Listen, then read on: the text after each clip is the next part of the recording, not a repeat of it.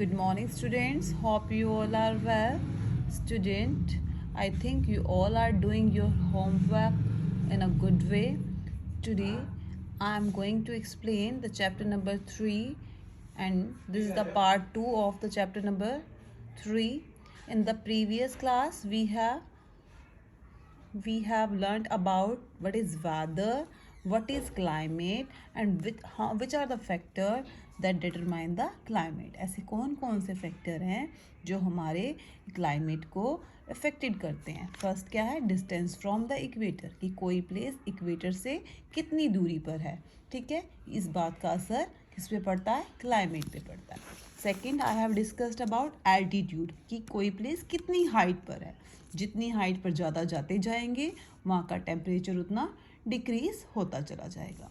Then third point, today we will discuss distance from the sea, कि कोई place सी से कितनी दूरी पर है.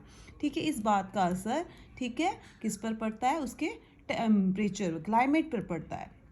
The sea has a moderating influence on the region close to it. जो एरिया समुद्र के पास होते हैं वहाँ पर क्लाइमेट कैसा रहता है बेटा, मॉडरेट रहता है, सुहावना रहता है. Okay, compare to land, land की बजाय water takes longer to heat and cool. ठीक है, लैंड के कंपैरिजन में पानी देर से गर्म होता है और ठंडा भी देर से होता है. ठीक है, लैंड जल्दी गर्म होती है और ठंडी भी जल्दी होती है, लेकिन वाटर देर से गर्म होता है और देर से ही ठंडा होता है. दस ocean heat up and cool down slower then the land. इस कारण से जो ओशियन है वो गर्म भी क्या होंगे, धीरे धीरे होंगे, और ठंडे भी धीरे धीरे होंगे लैंड की कंपैरिजन में. Cool sea breeze keeps the coastal areas cooler in summer and warmer in winter than places far away from the sea. Means जो कूल सी ब्रीज है वो उन प्लेसेस को जो समुद्र के पास हैं उनको गर्मियों में ठंडा रखेगी और सर्दियों में गर्म रखेगी. किसकी बजाय, उन प्लेसेस की बजाय जो सी से दूर है. Is that clear? जो ठंडी हवाएं हैं मीन्स वो समुद्री इलाकों को गर्मियों में ठंडा बनाए रखती है और सर्दियों में गर्म बना के रखती है. ठीक है, किस लिए, क्योंकि वो पानी मैंने बताया ना आपको, ठंडा भी देर से होता है और गर्म भी देर से होता है. ओके, तो वहाँ पर अगर पानी से वहाँ से हवाएं चलेंगी तो ठंडी ठंडी हवाएं चलेंगी गर्मियों में. ठीक है, क्योंकि वो गर्म मैंने आपको बोला धीरे धीरे होता है, और सर्दियों में क्या होगा, उल्टा होगा. तो वहाँ पर सी से जो हवा आएंगी वो वहाँ पर गर्म ही बना के रखेंगी. ओके, लेकिन लैंड में ऐसा नहीं होता है. A place near the sea, एक ऐसा स्थान जो सी के पास है, विल हैव मॉडरेट क्लाइमेट, उसका क्लाइमेट सुहावना रहेगा. Okay, while a place on the same latitude and altitude may have an extreme climate if it lies far away from the sea. इसकी बजाय एक ऐसा प्लेस जो उसी लैटिट्यूड पर है और ऊंचाई पर है, उसका क्लाइमेट एक्सट्रीम मीन्स वहाँ पर ज़्यादा गर्मी या ज़्यादा ठंड हो सकती है. ठीक है, जो सी से दूर है. ओके, सी के पास वाले पे मॉडरेट क्लाइमेट है, लेकिन उसी लैटिट्यूड पर या ऊंचाई पर जो प्लेस है लेकिन वो समुद्र से दूर है, लेकिन वहाँ पर क्लाइमेट कैसा होगा, एक्सट्रीम. एक्सट्रीम मीन्स सर्दियों में वो वहाँ पर ठंड रहेगी पूरी, गर्मियों में गर्मी रहेगी. Okay, the coastal area of India experience less contrast in temperature, while in North India the difference in summer and winter temperature is very high. जो कोस्टल एरिया है वहाँ पर जो टेम्परेचर में ज़्यादा अंतर देखने को नहीं मिलता, मीन्स सर्दी और गर्मियों में आपको ज़्यादा डिफरेंस नहीं मिलेगा. लेकिन जो नॉर्थ इंडिया जहाँ आप लोग रह रहे हो वहाँ पर आपको समर और विंटर के तापमान में वहाँ पर ज़्यादा हाई मिलता है. मीन्स गर्मियों में गर्मी हो जाती है और सर्दियों में ठंड हो जाती है ना यहाँ पर. लेकिन जो समुद्री इलाके हैं वहाँ पर ऐसा अंतर देखने को नहीं मिलता, ना तो सर्दियों में वो ठंड मिलेगी, ना गर्मियों में गर्मी मिलेगी. मीन्स कोई ज़्यादा डिफरेंस नहीं होता विंटर और समर में. दैट इज़ वाई, यही कारण है चेन्नई ना तो ज़्यादा गर्म है और ना ही सर्दियों में ज़्यादा ठंडा है, क्योंकि वो समुद्र के पास है. Then direction of the wind, the sea breeze that is the wind blowing from the sea. ठीक है, समुद्री हवाएं जो समुद्र की तरफ से चलती हैं लैंड में, वो अपने साथ क्या लेके आती हैं? कैरीज मॉइस्चर लेके आती हैं and brings rain to the coastal area, और समुद्री इलाकों में क्या लेके आती है? साथ में बारिश लेके आती है। द लैंड ब्रिज, जो कि विंड कहाँ से चलती है? Blowing from the land to the sea, ठीक है, सी से लैंड टू सी की तरफ से चलती हैं, वो कैसी होती है? कोल्ड एंड ड्राई होती है। इफ़ इट ब्लोज, अगर वो चलेंगी फ्रॉम अ कोल्ड एरिया, ठंडे इलाकों से चलेगी तो वो कोल्ड एंड ड्राई होंगी। अगर वो वार्म एरिया से चलेंगी तो वो कैसी होंगी? वार्म एंड ड्राई होंगी। Is that clear? Okay, then humidity. Humidity का क्या इफेक्ट रहता है क्लाइमेट पर? ह्यूमिडिटी का मीनिंग है बेटा amount of water vapour in the surrounding air. Underline this, ठीक है, कि हवा में पानी की जो वाटर वेपर की जो मात्रा है उससे क्या बनती है? ह्यूमिडिटी। आप देखते होगे ना, कई बार हवाएं कैसी होती है? चिपचिपी, आपको ऐसे चिपचिपी स्किन लगती है अपनी।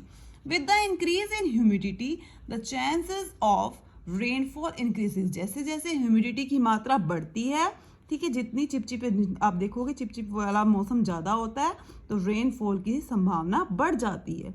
द कोस्टल एरिया है मोर ह्यूमिडिटी, वो एरिया समुद्र के पास है, वहाँ पर वाटर वेपर ज़्यादा बनते हैं, ठीक है, तो वहाँ पर क्या कहते हैं? ह्यूमिडिटी भी ज़्यादा होती है।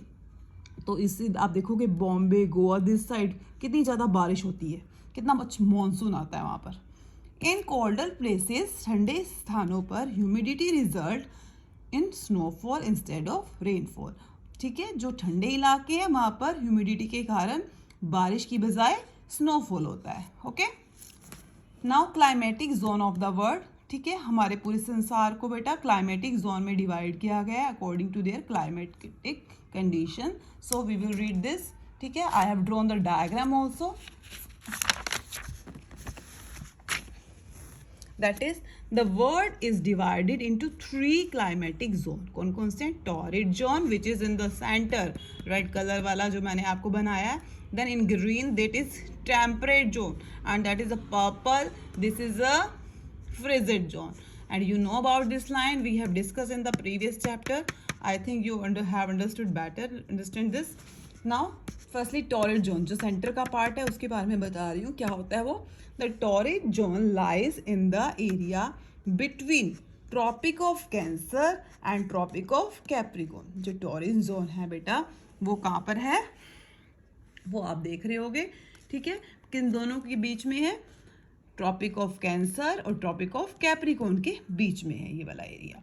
This zone receive direct rays of sun, यहाँ पर सूरज की किरणें बिल्कुल सीधी पड़ती हैं। ये आप देखो, ये आपकी लैंड लगा लो और यहाँ पे क्या है? सन। तो यहाँ पर जो सन रेज बिल्कुल डायरेक्ट सीधे पड़ती हैं, तो इस कारण ये एरिया कैसा रहता है? हॉट एंड ह्यूमिड, ठीक है, नमी भी ज़्यादा रहेगी। Some areas in this zone receive very high rainfall, कई इलाकों पर यहाँ के जो है बहुत ज़्यादा बारिश भी पड़ती है। ओके, क्योंकि वहाँ पे ह्यूमिडिटी ज़्यादा होती है तो रेनफॉल तो ज़्यादा होगा ना। देन टेम्परेट जोन क्या है?